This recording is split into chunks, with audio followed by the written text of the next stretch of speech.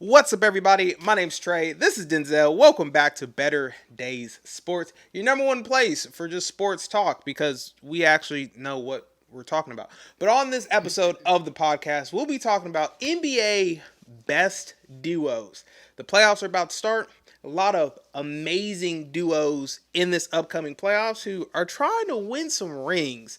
But before we get into the episode, if you are new to the channel, if you're new to the podcast, make sure you hit the subscribe button and the notification bell to get notified every time we post a video. And leave a comment in the comment section down below of who's your favorite NBA duo right now in the league. So Denzel, go ahead and start us off, my boy.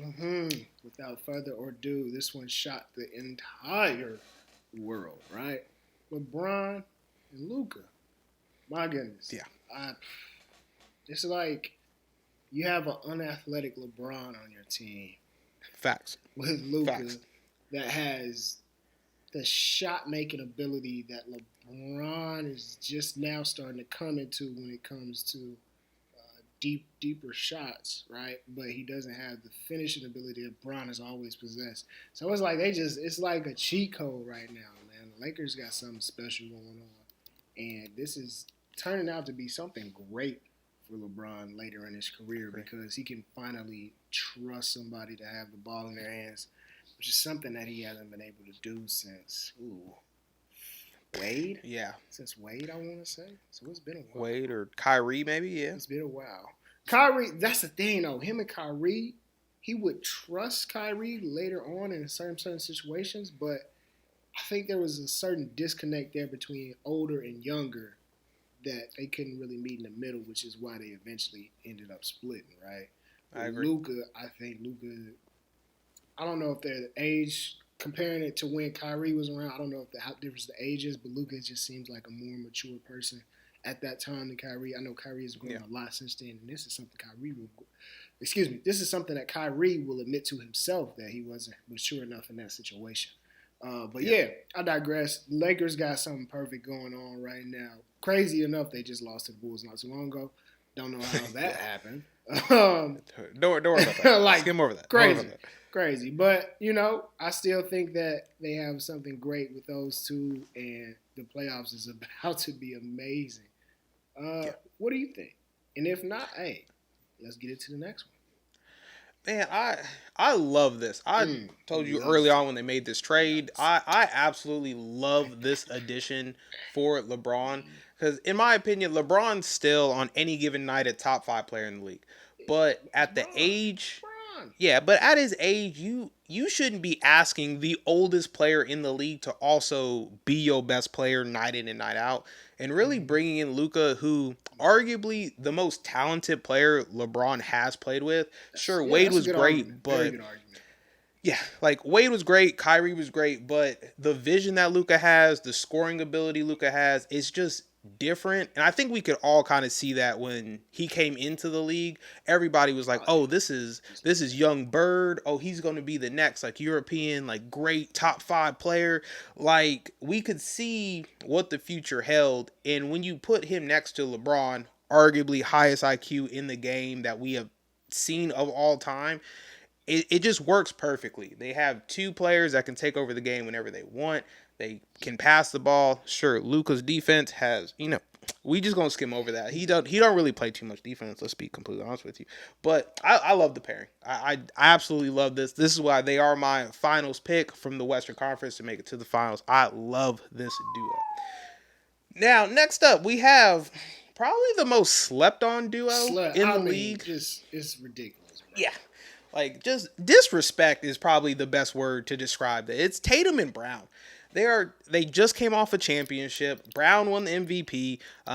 And when they're healthy and together, they have a legit two-headed monster that can stop your best player and also give you 25 to 30 points a game. They're just walking buckets, and one of the few pairings that we have here that are great on both sides of the ball, which I think is just so underrated, especially now in the NBA. Yeah, it's like cheating what they were able to pull off with getting two young guys in their prime. One can stretch all the way up to a modern day power forward. Other one can't stretch up that far, but his skills as a guard is greater than the other. Obviously the forward being Jason Tatum and the guard being Brown. Right.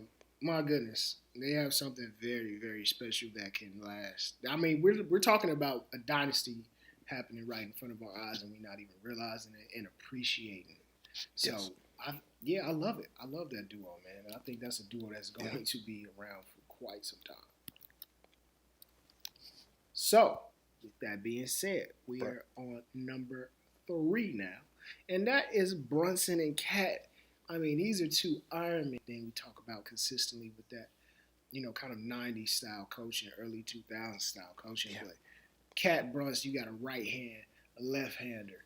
You got a guy that can get it done. Both of them honestly can get it done at all 3 levels: close, mid range, and shooting. I think Cat is the best shooting big man of all time.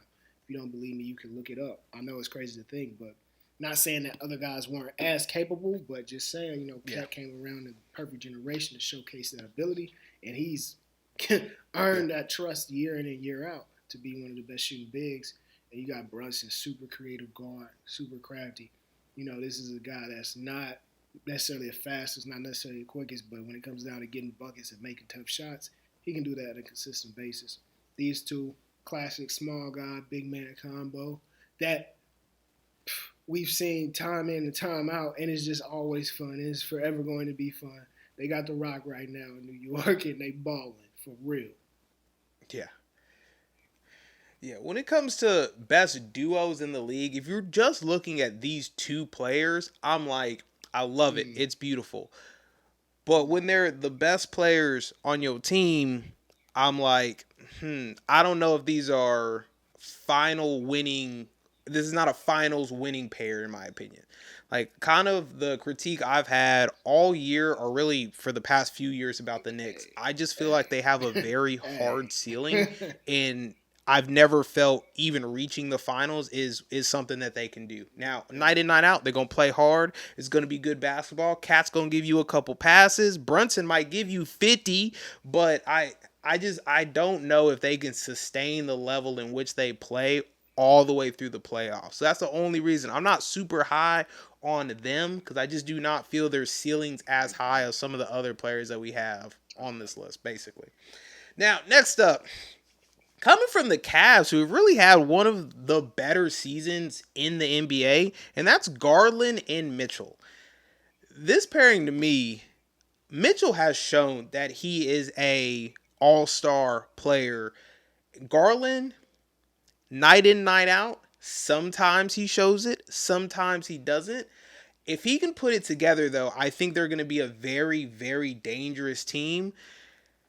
And that's really why they're on this list. I just have a huge upside on Garland because I already know what Mitchell's going to give us. If Garland can kind of tap into that and just be consistent in the playoffs, I think they really could challenge the Boston Celtics.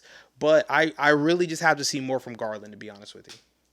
Yeah, this is the team that I fought to put on this list because this duo is just special to me. Early on it was really kind of up in the air, but as we see this year, they really got on the same page, started clicking. 69 combined games together so far. You got Mitchell averaging 24, Garland averaging 20. The assist has never been something that's been, Right. either one of their strong suits in terms of having gaudy assist numbers. That's just not their game. However, both of them are willing passers and showcase that passing, ability at a high level. Right. So that's never been an issue there. Both of these guys can really stretch the floor, shoot good, very good at 3-point balls. Garland being a 40% guy from 3, Mitchell being a 37% guy from 3. Both of them shooting well over 5 3-pointers a game. So this is to me what you want from a modern guard duo, to where you don't have somebody like a Jason Tatum and Jaylen Brown that are bigger guards essentially.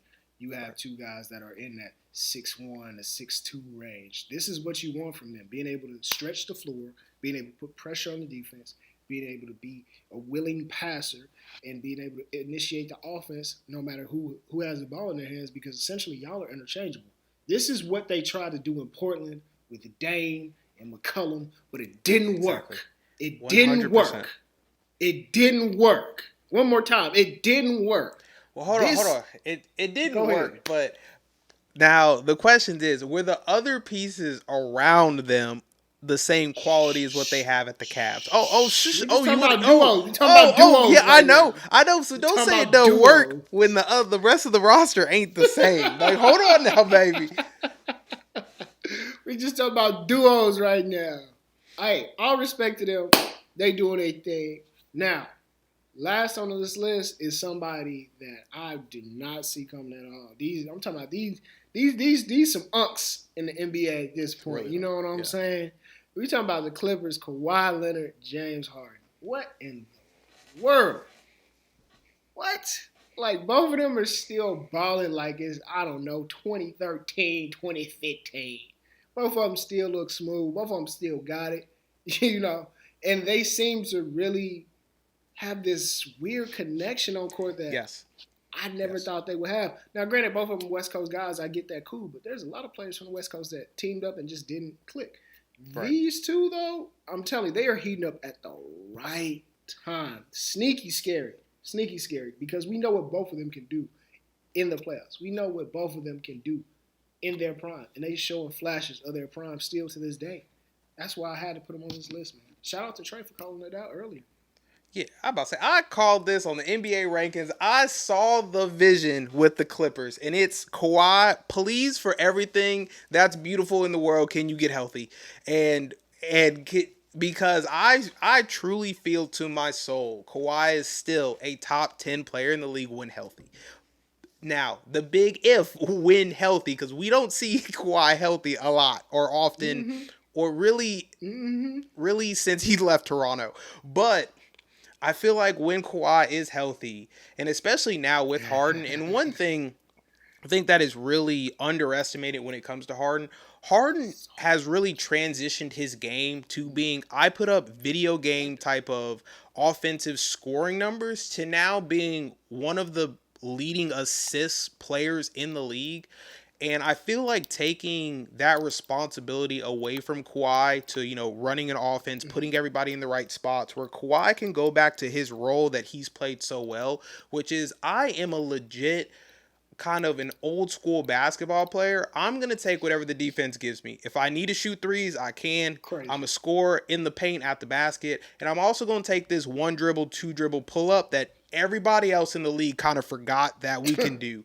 So I absolutely love this pairing. It's a big if. If Kawhi can stay healthy, I really like what the Clippers have. But like I said, it's a big if. So who would you say out of this list? So if you're taking these 5 duos, which one are you really taking game on the line? Who are you picking? Oh, game on the line? I'm taking Kawhi Harden. I'm sorry. I'm taking Kawhi Harden. Really? Okay. They've shown it. They've shown it too much to me. Now, don't get me wrong. Bron and Luka got some stuff too. But Kawhi and Harden, oh my goodness. Yeah, I'm taking it. No hesitation. I'm gonna take LeBron and Luka. Yeah, I respect that. And here's why. I know that Harden history has kind of been flame outs in the playoffs. And to be honest, that's really what I remember about his playoff runs. It's just kind of flaming out. LeBron, I don't think is going to allow Luka to flame out in playoffs. I think LeBron kind of knows I'm in the later half of my career. I don't have too many years left. If I see the young buck having some difficulties, I can still step up and take over games. So out of this list, I'm taking LeBron and Luka. You got Kawhi and Harden. Not mad at it. I like it. Dizelle, you got any hot takes for us on this video? Any you got? I have none. Got nothing. No? Okay. I got a couple. So, hot take of the day. Matthew Stafford is winning the MVP of the NFL this year. Timestamp it. MVP Matthew Stafford. He still got it. He do. He still got it. One of the best throwers of the football you have ever seen. Like ever. If he didn't go to Detroit, he might have a few more rings. We might be talking about a different type of debate between who is the GOAT. But, neither here nor there. Facts. But, like I said, my name's Trey. This is Denzel. Really happy you stopped by. Leave a comment in the comment section down below on what do you think of our NBA duos and maybe some duos that we left off this list that you think could compete for who is the best NBA duo right now. And if you are new to the channel, you're new to the podcast, make sure you hit the subscribe button and the notification bell to get notified every time we post a video. And we'll see you in the next one. Peace.